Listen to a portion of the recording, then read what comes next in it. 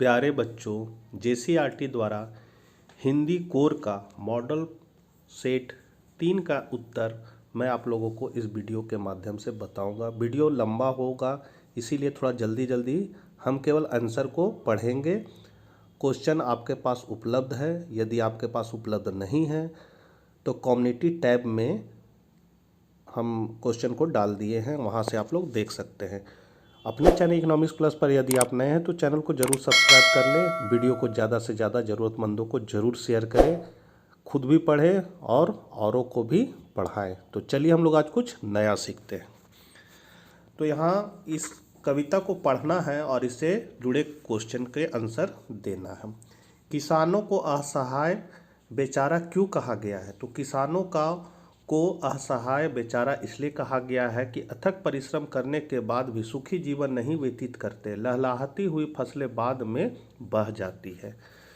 ख है अभावग्रस्त जिंदगी का दर्शन कवि धनिकों को क्यों करवाना चाहता है? तो अभावग्रस्त जिंदगी का दर्शन कवि को इसलिए कराना चाहता है कि धनिकों का साम्राज्य अभावग्रस्त जिंदगी पर ही टिकी रहती है, उन्हें दूसरों के बारे में भी सोचना चाहिए।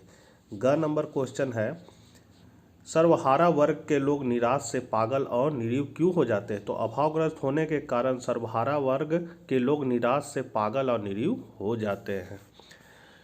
अथवा में ये क्वेश्चन है, इस कहानी को पढ़ना है, इससे जुड़े आंसर देना है। तो का आंसर है इसका वैसे मनुष्य सदैव जीवित रहते हैं जिनकी संसार में कृति होती है। ख का आंसर है कृति का भागी वह होता है जिसमें कुछ असाधारण प्रतिमा होती है। ग का आंसर है समदृष्टता, सहनशील तथा सहानुभूति से भरा व्यक्ति समाज सेवी हो सकता है। खंड ख में अब हम लोग आते हैं अभिव्यक्ति और माध्यम में। तो इसमें मेरा प्रिय त्यौहार अथवा तकनीकी शिक्षा पर निबंध लिखना है। तो मेरा प्रिय त्यौहार। भारत विविध संप्रदायों का देश है। यहाँ विविध संस्कृति के रहने के कारण हमेशा कोई ना कोई त्यौहार आते रहते हैं, जैसे होली, ईद, दीपावली, सरहुल, बकरीद इत्यादि। किंतु मेरा प्रिय त्यौहार दीपावली है। दीपावली हिंदुओं का महत्वपूर्ण त्यौहार है। यह कार्तिक मास की अमावस्या की रात्रि में मनाया जाता है। दीपावली वर्षा ऋतु की समाप्ति पर बनाई जाती है। धरती की कीचड़ और गंदगी समाप्त हो जाती है, अतः लोग अपने घरों दुकानों की पूरी सफाई करते हैं ताकि सीलन, कीड़े मकोड़े और अन्य रोगाणु नष्ट हो जाए। दीपक जलाने का भी शायद यही लक्ष्य रहा होगा कि वातावरण के सब रोगाणु नष्ट हो जाए।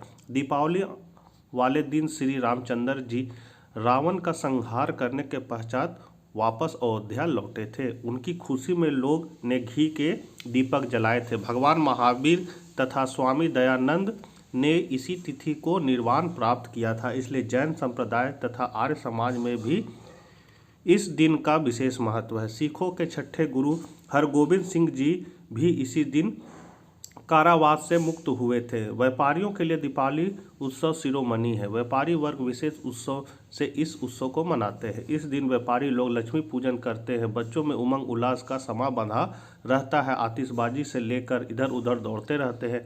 अधिक आतिशबाजी जलाने से वातावरण प्रदूषित भी हो जाता है। अतः उपसंहार स्वरूप हम कह सकते कि दीपावली असत्य के ऊपर सत्य, अंधकार के ऊपर प्रकाश और अन्याय के ऊपर न्याय का विजय सूचक है। अब है तकनीकी शिक्षा पर निबंध। आज़ादी के बाद से ही शिक्षा की पारस्परिक प्रणाली बदलने की कवायद शुरू हो गई थी। पारस्परिक शिक्षा प्रणाली में मेधा का एकमात्र पैमाना रटत विद्या था। हमारे देश में असीमित बेरोजगारी की समस्या है, तो दूसरी ओर कुशल मानव संसाधन की कमी है। रोजगार उन्मुख शिक्षा में तकनीकी शिक्षा को शामिल किया गया है। तकनीकी शिक्षा के माध्यम से देश के युवाओं को प्रशिक्षण देकर उनको हुनर सिखाकर आगे बढ़ाया जाता है। देश के युवा बढ़ेंगे तभी हमारे देश का विकास होगा। तकनीकी शिक्षा में कई तरह की समस्याएं भी हमें देखने को मिलती है। हमारे देश में इस शिक्षा के प्रति लोगों का दृष्टिकोण उचित नहीं है। शिक्षा में अनुपयुक्त माध्यम की समस्या अंग्रेजी को लेकर बढ़ती है। हिंदी भाषी छात्रों को विषय समझने में कठिनाई होती है। तकनीकी शिक्षण संस्थाओं के लिए सुयोग्य प्रशिक्षित अध्यापक नहीं मिल पाने के कारण विद्यार्थी इससे वंचित रह जाते हैं। बेरोजगारी की समस्या को हल करने के लिए तकनीकी शिक्षा की अत्यंत आवश्यकता है। कुशल लोग बेरोजगार नहीं होते, वे स्वयं किसी न किसी रोजगार की ओर उन्मुख हो जाते हैं। डॉक्टर, इंजीनियर, टेक्नीशियन, कारीगर आदि का ज्ञान देश, समाज आदि में विकास की गति प्रदान कर सकता है। अतः उपसंहार स्वरूप हम कह सकते हैं कि तकनीकी शिक्षा अपने ज्ञान और अनुभव से प्राप्त प्रशिक्षण प्रतिभा का सृजन करता है। किसी भी राष्ट्र की प्रगति कुशल लोगों के हाथों पर निर्भर करती है। अब यहाँ पर आपको यातायात नियंत्रण हेतु संबंधित अधिकारी को पत्र लिखना है। तो इसका आंसर है सेवा में वरीय अधीक्षक यातायात रांची, विषय बदहाल यातायात व्यवस्था में सुधार के संबंध में। महोदय, आजकल सड़कों पर वाहनों की संख्या दिन प्रतिदिन बढ़ती जा रही है, जिसके कारण प्रायः जाम की स्थिति उत्पन्न हो जाती है। वहीं सड़क दुर्घटनाओं की संख्या का ग्राफ भी ऊपर उठता जा रहा है। यातायात व्यवस्था सुचारू नहीं होने के कारण कहीं भी समय पर पहुंचना लगभग असंभव हो गया है। पिछले सप्ताह ही मेरे भाई को प्रतियोगिता परीक्षा के लिए पटना जाना था। 1 घंटे पहले घर से निकलने के बावजूद भी ट्रैफिक जाम के चलते उसकी ट्रेन छूट गई। ट्रैफिक नियमों की सुचारू व्यवस्था नहीं होने के कारण सड़क दुर्घटना हो जाना आज एक सामान्य सी बात हो गई है। ट्रैफिक सिग्नल और वन वे ट्रैफिक की कारगर व्यवस्था से ही स्थिति पर नियंत्रण करना संभव होगा। मन चले लड़कों द्वारा तेज रफ्तार में और बिना हेलमेट ड्राइविंग पर रोक लगाना आवश्यक है। नियमों का उल्लंघन करने वालों के साथ सख्ती से पेश आना होगा। आपसे सविनय आग्रह है कि सुगम यातायात व्यवस्था के लिए त्वरित एवं प्रभावी कार्रवाई करें। भवदीय अपना नाम लिख देना, अपना जगह का नाम यहाँ दिनांक लिख देना है। ग नंबर में क्वेश्चन का आंसर है सेवा में संपादक हिंदुस्तान समाचार पत्र रांची, विषय विद्यालय में शिक्षा व्यवस्था। महोदय, मैं इस पत्र के माध्यम से शिक्षा पदाधिकारियों तक विद्यालय की शिक्षा व्यवस्था की तरफ ध्यान आकर्षित करना चाहता हूं। आशा कि आप इसे प्रकाशित करके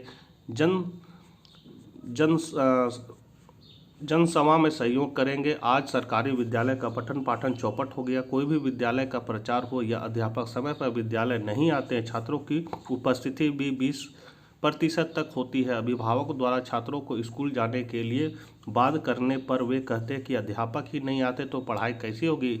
इसका लाभ उठाकर बच्चे इधर उधर घूमकर समय व्यतीत कर लेते हैं। यदि ऐसा ही रहा तो विद्यार्थियों का विकास रुक जाएगा। आज के छात्र ही देश, परिवार, समाज, विश्व आदि के धरोहर है। पढ़ाई के नाम पर अध्यापक यदा कदा आकर अपने जिम्मेदारी से मुक्त हो जाते हैं।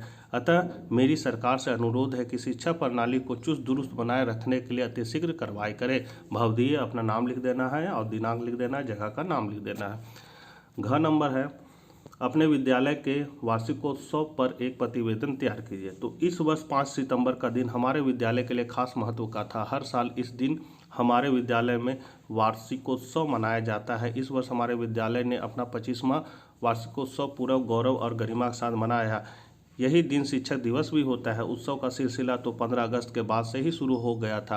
अनेक प्रकार की प्रतियोगिताओं का दौर शुरू हुआ। वाद विवाद, नाटक, गीत, संगीत तथा विभिन्न खेलों की प्रतियोगिताओं में सभी वर्ग के छात्र छात्राओं ने बढ़ चढ़कर हिस्सा लिया। वार्षिक उत्सव के दिन पूरा विद्यालय सज धर कर तैयार था। राज्य के शिक्षा मंत्री इस समारोह के मुख्य अतिथि थे। ठीक 11 बजे कार्यक्रम का शुभारंभ हुआ। एनसीसी के छात्रों ने मुख्य अतिथि तथा अन्य मान्य अतिथियों का स्वागत किया। मंच पर स्वागत गान के बाद अनेक रंगारंग कार्यक्रम प्रस्तुत किए गए। हमारे प्राचार्य महोदय ने विद्यालय के 25 वर्षों की प्रगति और उत्कृष्ट सेवाओं का लेखा जोखा प्रस्तुत किया। मुख्य अतिथि ने विजयी प्रतियोगियों को पुरस्कृत किया। विद्यालय के गौरवमय इतिहास की चर्चा करते हुए उन्होंने बताया कि वे भी इसी विद्यालय के छात्र रह चुके हैं। उन्होंने छात्रों और शिक्षकों के प्रयास की सराहना की तथा विद्यालय के उत्थान के लिए सरकार की ओर से सहायता का आश्वासन भी दिया। अंत में धन्यवाद ज्ञापन के साथ महोत्सव का समापन हुआ। खंड ग पाठ्य पुस्तक से क्वेश्चन है। इस कविता को पढ़ना है, इससे जुड़े आंसर देना है। तो आंसर है इन पंक्तियों में पेट के लिए किए जाने वाले सही गलत कार्यों का वर्णन है। भाषा ब्रज है तथा छंद कविता है। यहाँ अनुप्रास अलंकार का सुंदर प्रयोग है। ख क्वेश्चन का आंसर है इस रुबाई में कवि ने बालक की जिद एवं माँ की चतुराई का आकर्षण चित्रण किया है। आंगन में खड़े होकर बालक चांद को देखकर तुनकने लगता है और चांद को लेने की जिद कर रहा है। बालक का मन चांद को देखकर ललच गया है और माँ उसे हाथ में आईना पकड़ा कर कहती है, लो देखो चांद आईने में उतर आया है। चौथा नंबर क्वेश्चन का आंसर है विप्लव राव ने विप्लव से तात्पर्य क्रांति की हुंकार है। किसी समाज में जब क्रांति आती है तो उससे बड़े पूंजीपति आतंकित हो जाते हैं क्योंकि उनकी दौलत छीन जाती है, जबकि क्रांति से शोषित मजदूर सर्वहारा वर्ग के चेहरे पर प्रसन्नता छा जाती है, उन्हें क्रांति का लाभ मिलता है। खा का आंसर है श्री राम का लक्ष्मण के प्रति अटूट स्नेह। वे लक्ष्मण के मूर्छित होने से व्याकुल हो जाते हैं। वे धन, पुत्र, स्त्री और परिवार के सामने स्त्री भाई को लक्ष्मण राम के व्याकुल वचन को भी सुनकर मूर्छित लक्ष्मण नहीं उठ पाते हैं। ग का आंसर है माँ अपने नन्हे को कभी गोद में झुलाती है और कभी रह रहकर हवा में लहराते हैं। इस प्रकार वह उनको प्रसन्न करने का प्रयास करती है। 5वां नंबर का आंसर है लोग इस टोली के लड़कों को नंगा बदन, कीचड़ के लथपथ शरीर तथा उनकी उछल कूद और शोर शराबे को देखकर मेढक मंडली कहते हैं। ये लड़के स्वयं को इंद्र के सैनिक इसलिए कहते हैं क्योंकि वे इंद्र के नाम पर लोगों से पानी मांगते थे ताकि इंद्र बादलों के रूप में हम सबको वर्षा दे सके। ख का आंसर है लुट्टन ने किसी गुरु से पहलवानी नहीं सीखी थी। चांद सिंह के साथ हुए मुकाबले में उसने ढोल की आवाज़ से प्रेरणा प्राप्त की और शेर के बच्चे चांद सिंह को हरा पाया था। उसके बाद से ही उसने ढोल को अपना गुरु मान लिया। अपने पुत्रों शिष्यों को भी वह ढोल की आवाज़ में छिपे प्रेरणादायक उक्तियों को पहचानने की शिक्षा दिया करता था। ग का आंसर है लेखक ने जाति प्रथा के श्रम विभाजन को अस्वाभाविक तथा भेदभावपूर्ण कहा है। पेशा चुनने की स्वतंत्रता का ना होना, व्यक्ति की रुचि व क्षमता पर ध्यान न देना, जन्म से ही पेशा का पूर्व निर्धारित होना, जीवन भर एक ही पेशे में बंधे रहना, पेशा परिवर्तन की स्वतंत्रता का ना होना, बेरोजगारी व भूखमरी को प्रश्रय देना, मनुष्य की आत्मशक्ति को दबाकर उसे निष्क्रिय बनाना जैसे अनेक बुराइयों का लेखक ने उल्लेख किया है। 6ठा का क्वेश्चन का आंसर है निराला का 2 रचना है परिमल और अनामिका, और फणीश्वर नाथ रेणु का है मैला आंचल और आदिम रात्रि की महक। 7वां नंबर क्वेश्चन का आंसर है मंत्री गणित की कक्षा लेते हैं। वे बहुत कर्मठ एवं कठोर थे। वे योग विद्यार्थियों को पूरा प्यार और प्रोत्साहन देते थे। वे शरारती लड़कों की पिटाई करते थे जिससे कक्षा में शरारत कम हुई। शरारती बच्चों की पीठ पर वे ऐसा घूसा मारते थे कि बच्चा हुक भरने लगता था। बच्चे उससे भयभीत रहते थे। लेखक के लगन को देखकर वे बहुत प्रसन्न हुए। जब लेखक ने मेहनत करके सवाल ठीक बनाने शुरू कर दिए तब उन्होंने उसे भी मॉनिटर की तरह सबके सवाल देखने के काम में लगा दिया। अथवा में है उसका आंसर है अथवा का एन फ्रैंक एक साधारण परिवार की लड़की है जिसकी संवेदनशीलता एक सहज समझदार व्यक्ति के स्तर की है। वह कहती है कि मेरे दिमाग में हर समय इच्छाएं, विचार, आशय तथा डांट फटकार ही चक्कर खाते रहते हैं। गुप्त आवास में रहते हुए एन का संपर्क केवल अन्य 7 व्यक्तियों से है। इन 7 में वे वान दान दंपति हमेशा उसकी नुक्ताचीनी करते हैं। एन की माँ भी केवल उपदेष्टा बनकर व्यवहार करती है। पीटर से उसका लगाव तो है किंतु वह घुन्ना किस्म का व्यक्ति है जिससे बात करना उसे आसान नहीं लगता है। वह प्रकृति के प्रति आकर्षक महसूस करती है किंतु उसे भी निहारना निषेधित है। ऐसे में उसकी भावनाओं को गंभीरता से समझ पाने वाला कोई नहीं है। इसी अभाव की पूर्ति ने ही उसे डायरी लेखन का माध्यम चुनने के लिए विवश किया होगा ताकि वह अपनी भावना, संवेदना, उदारता व्यक्त कर सके। 8वां नंबर क्वेश्चन का आंसर है आनंद यादव का उपन्यास जूझ साहित्य अकादमी द्वारा पुरस्कृत रचना है। उपन्यास का प्रस्तुत अंश किशोर वय लेखक की पढ़ाई के प्रति उसकी संघर्षशीलता को चित्रित करता है। कथाकार ने इस अंश में ग्रामीण जीवन के संघर्षपूर्ण परिवेश तथा निम्न मध्यवर्गीय जीवन की यथार्थता का चित्रण किया है। रोटी कपड़ा मकान की जद्दोजहद में किसानों मजदूरों की समस्याओं का चित्रण इस कहानी का प्रमुख उपदेश है। यह कहानी किशोरवय लेखक की संघर्ष गाथा द्वारा भी प्रतिपादित करना चाहता है। यदि किशोरों के अंदर समझ बूझ परिवेश को समझने की योग्यता प्रतिमा हो तो प्रतिकूल परिस्थितियों के बावजूद वह अपने जीवन को सार्थक दिशा दे सकता है।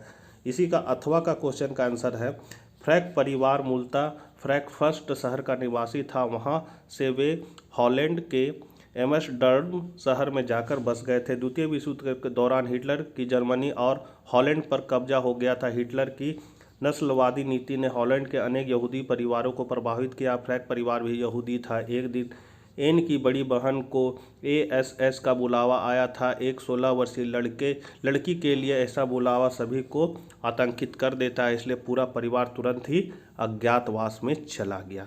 बच्चों, वीडियो को ज़्यादा से ज़्यादा जरूर शेयर कीजिएगा। मिलते हैं नेक्स्ट वीडियो में, तब तक के लिए बाय बाय।